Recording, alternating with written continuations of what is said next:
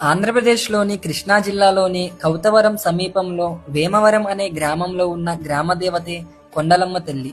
ఇక్కడి ఉన్న ఈ గ్రామదేవత అయిన శ్రీ కొండలమ్మ తల్లి చరిత్ర కొన్ని దశాబ్దాల క్రితం మొదలయ్యింది. కొన్ని సంవత్సరాల క్రితం రహదారి నిర్మాణ సమయంలో వేమవరం అనే గ్రామంలో ఈ దేవతని కనుగొనబడింది. రోడ్డు నిర్మాణానికి దేవతకి సంబంధం ఏంటి అని ఆలోచిస్తున్నారా? సంబంధం ఉంది. ఆ రోడ్డు నిర్మాణ సమయంలో కార్మికులు దేవతలను పోలి ఉండే ఒక రాయిని వెలికి తీశారు. ఆ రాయి యొక్క ఆధ్యాత్మిక ప్రకాశాన్ని గుర్తించి అక్కడి గ్రామస్తులు పసుపు మరియు కుంకుమలతో అమ్మవారిని పూజించడం ప్రారంభించారు. ఆ గుడి సమీపంలో బాతులు పెంచుకుంటూ ఒక వ్యక్తి ఉండేవాడు. ఆ వ్యక్తి సంపాదన రోజు రోజుకి పెరగడంతో తన వ్యాపారం కోసం అక్కడి దేవత విగ్రహాన్ని తొలగించాడు. దానితో ఆ వ్యక్తి యొక్క బాతులు అన్ని సడన్ గా మరణించాయి. దీనితో ఆయన తప్పు తెలుసుకొని ఆ విగ్రహాన్ని తిరిగి ఇచ్చి దాని అసలు ప్లేస్ లో మళ్లీ ప్రతిష్ఠించి పూజించడం ప్రారంభించారు.